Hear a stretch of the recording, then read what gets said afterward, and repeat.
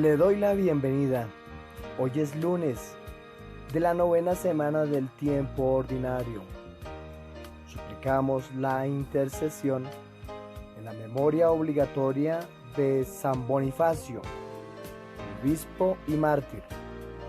También la Iglesia en Colombia celebra hoy el Día del Campesino.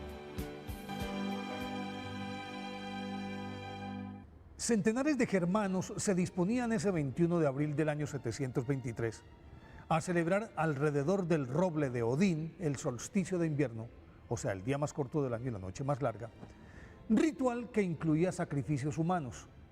Avisado de lo que habría de ocurrir, el obispo Bonifacio llegó a la cima del monte Gudenberg y con el hacha que portaba atacó el árbol sagrado, que según las creencias de los nativos era el hogar de sus dioses, y tras el primer hachazo se levantó un fuerte viento que empezó a zarandearlo hasta que la mole se descuajó por encima del prelado sin tocarlo, y en su caída aplastó toda la vegetación circundante mientras los supersticiosos nativos huían despavoridos para salvar sus vidas.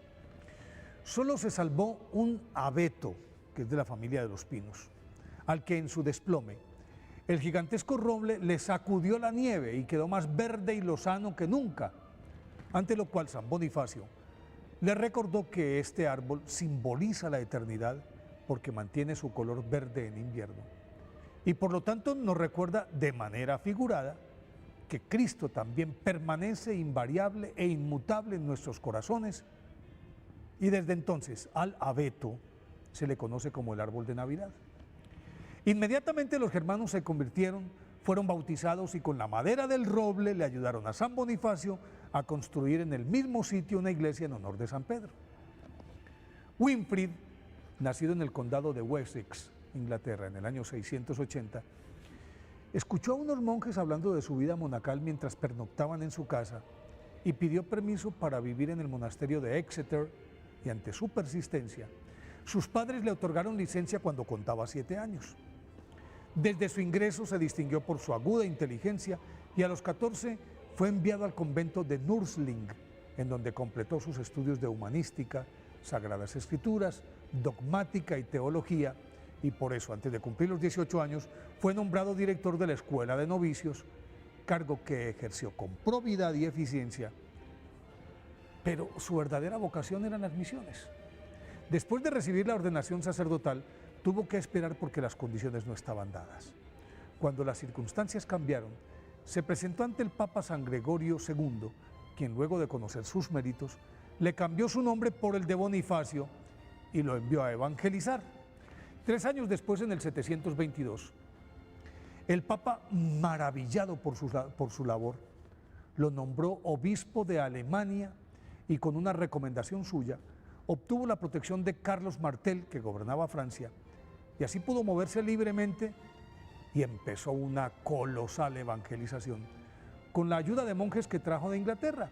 Organizó diócesis, levantó monasterios e iglesias por todo el país.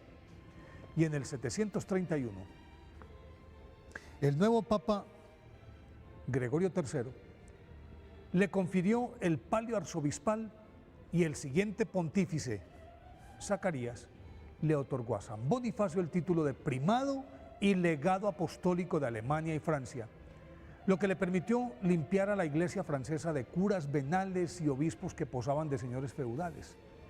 Realizó varios concilios regionales en los que depuró la doctrina y llevó a sus sacerdotes, a los suyos, a los de su confianza, que en cuestión de 5 años ya habían recuperado la iglesia y la feligresía descarriada de Francia.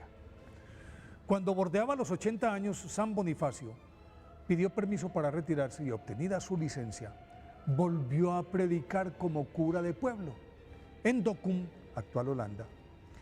El 5 de junio del año 754, vísperas de Pentecostés, cuando esperaba impartir la confirmación a cientos de recién bautizados, fue atacado por una horda de fanáticos paganos que lo asesinaron a él y a sus 52 compañeros.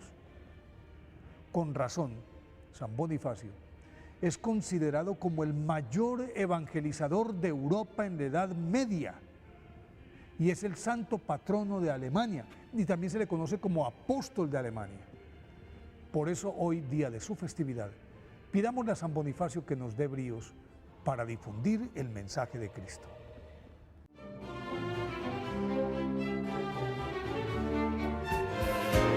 Dispongamos en este momento nuestra vida, nuestro corazón, nuestra mente, todo nuestro ser, para escuchar el Evangelio que nos propone la liturgia en este día. Del Santo Evangelio según San Marcos, capítulo 12, versículos desde el 1 hasta el versículo 12.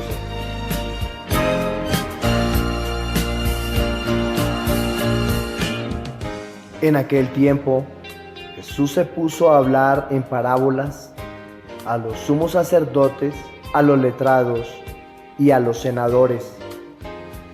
Un hombre plantó una viña, la rodeó con una cerca, cavó un lagar, construyó la casa del guarda, la arrendó a unos labradores y se marchó de viaje. A su tiempo, envió un criado a los labradores para percibir su tanto del fruto de la viña. Ellos lo agarraron, lo apalearon y lo despidieron con las manos vacías. Les envió otro criado. A este lo insultaron y lo descalabraron. Envió a otro y lo mataron. Y a otros muchos los apalearon o los mataron. Le quedaba uno, su hijo querido, y lo envió el último, pensando que a su hijo lo respetarían. Pero los labradores se dijeron: este es el heredero, venga, lo matamos y será nuestra la herencia. Y agarrándolo, lo mataron y lo arrojaron fuera de la viña. ¿Qué hará el dueño de la viña? ¿Acabará con los labradores y arrendará la viña a otros? ¿No habéis leído aquel texto? La piedra que desecharon los arquitectos es ahora la piedra angular.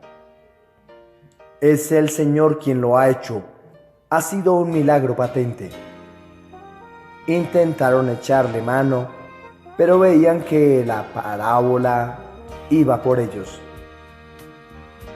Pero temieron a la gente y se marcharon. Palabra del Señor.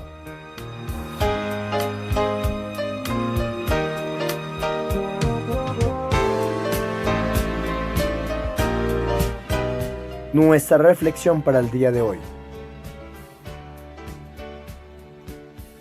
Antes de iniciar nuestra reflexión, los invito a hacer lectura de cada uno de los textos bíblicos que corresponden a la liturgia de hoy para poder comprender nuestra reflexión. Iniciamos ahora la lectura juiciosa que nos propone la liturgia el profeta Tobías en su capítulo 1. Empezamos por decir que es uno de los libros que no aparece en el canon del Tanaj o el acrónico, que comprende el conjunto de los 24 libros de las escrituras hebreas. La consonante Tav o Tau, que corresponde a la T de la Torah o la instrucción. Luego vendría la consonante Nun, la N, del grupo de libros de los Neví o Nevihim, los profetas. Y por último la consonante Kaf, que al finalizar la palabra Tanaj denotaría la palabra Ketubim o los libros o agiógrafos o libros históricos. Tobías o Tobit significa bondadoso, mío o Yahvé es bondadoso. Tobit era un libro que no correspondía a ninguno de los anteriores grupos de libros que denotamos. Él era un judío conocedor de la historia y de la ciencia de Dios. Era hijo de Tibuel, que pertenecía a la tribu de Neftalí. Lo más seguro es que haya sido un exiliado y cautivo de entre los judíos. Posiblemente este libro fue escrito en Egipto entre los siglos IV y III a.C. de un acontecimiento acaecido antes del año 612 a.C., fecha en que fue destruida la ciudad de Nínive bajo el gobierno de Asarjadón, rey de Asiria, que gobernó entre el año 681 y 669 a.C. A la llegada de Tobías a su hogar por el retorno de los exiliados a su casa y con ocasión de la fiesta de las semanas, celebró un banquete con el que quiso invitar a algún compatriota que también hubiese sufrido el dolor del exilio. Pero el hijo de Tobit se encontró con un hermano de su tribu estrangulado en la plaza. Su padre salió a cumplir con un deber de hermanos y en medio de la alegría de la liberación empieza a sufrir dolor. Lleno del Espíritu del Señor, no tuvo miedo alguno de cumplir con la misión de darle sepultura a su cuerpo, aunque estuvieran persiguiendo y asesinando a todo aquel que fuera en contra del régimen.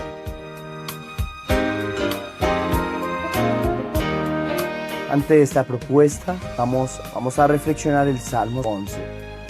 Salmo titulado Grandeza de las obras de Dios. Es una composición acróstica, un himno de alabanza a Dios y por sus grandes beneficios en favor de su pueblo. Este salmo cuenta las ventajas que a una persona le reporta el comportarse de la manera como Dios quiere que actuemos, con justicia y misericordia. Esta oración de estilo profético, como a la verdad de Dios, sus promesas, se oponen las mentiras de los hombres. Esta es una oración de estilo profético, el Salmo 11, y vemos en él cómo a la verdad de Dios, a sus promesas se oponen las mentiras de los hombres. La palabra de Dios ya está purificada de manera perfecta, limpia, y se ha alejado de ella toda mentira.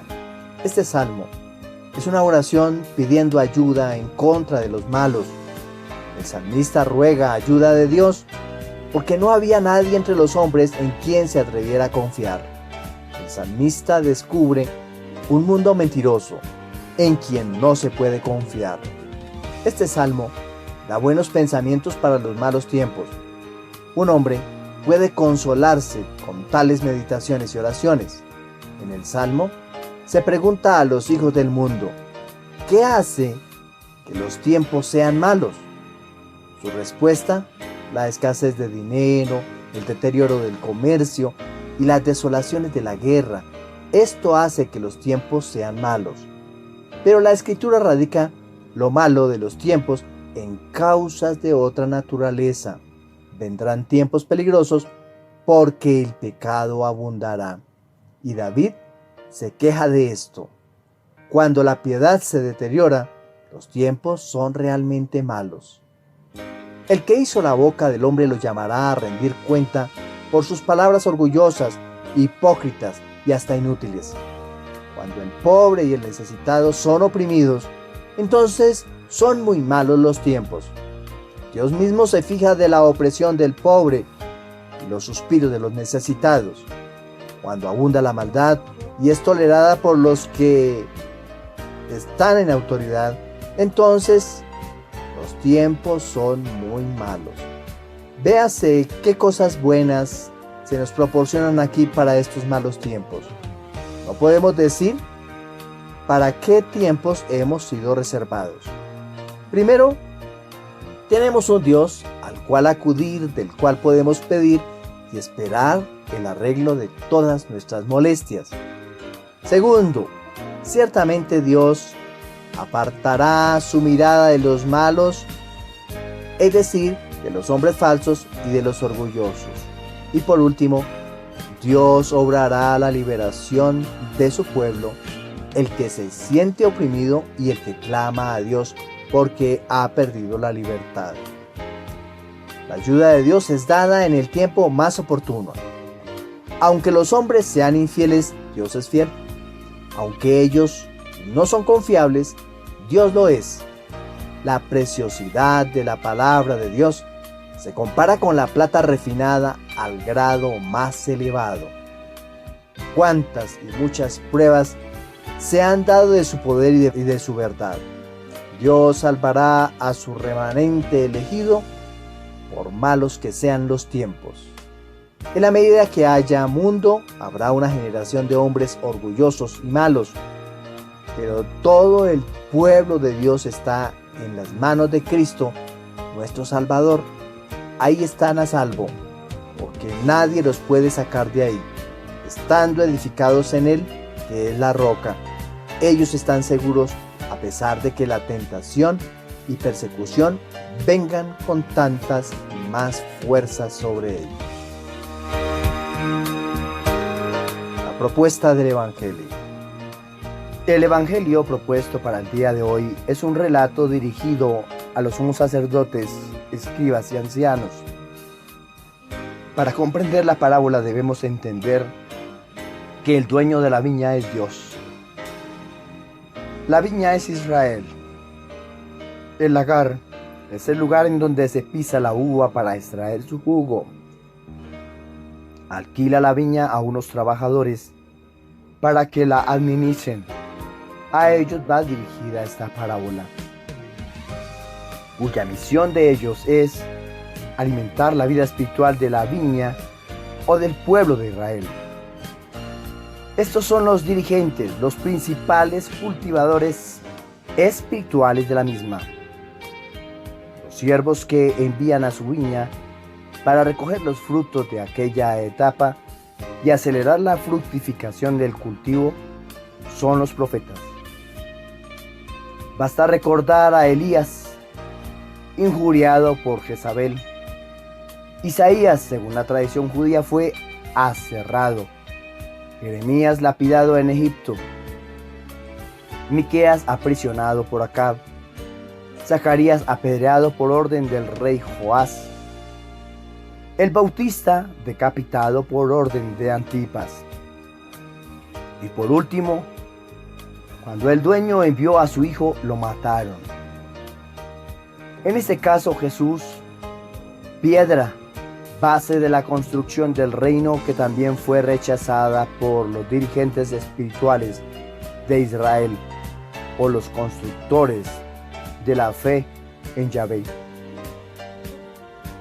La actitud que tomaba la autoridad espiritual de Israel en la época de Jesús era creer que son los poseedores de la sabiduría, del conocimiento y de la última verdad. Para defender su autoridad, arrasaron con todo aquello que fuera contrario a su enseñanza y cualquier autoridad que fuera superior a ellos con signos y expresión divina. Son para ellos considerados sus enemigos y hacen las cosas por obra de Satanás. Esa es la disculpa que tendrán para perseguirlos. Durante el día, fueron cobardes de actuar en contra de Jesús. Dejaron la situación para atacarlo en la noche y a sus espaldas. Continuamos en este caminar de reflexión y vida pública de Jesús. Hoy el evangelista San Marcos nos cuenta parte de la persecución que tuvo Jesús, el piedra fundamental de la construcción del proyecto de Dios. Cómo no fue aceptada por los instructores de la fe y fueron en contravía del mismo proyecto que Dios estaba trazando para construir su norma de igualdad y protección para los pobres. Para todos un feliz día, que el Señor nos siga colmando de su alegría, también de su bendición. Que esta enseñanza nos ayude a reflexionar para no cometer los mismos errores que en antaño. Dios nos siga bendiciendo. Felicidades.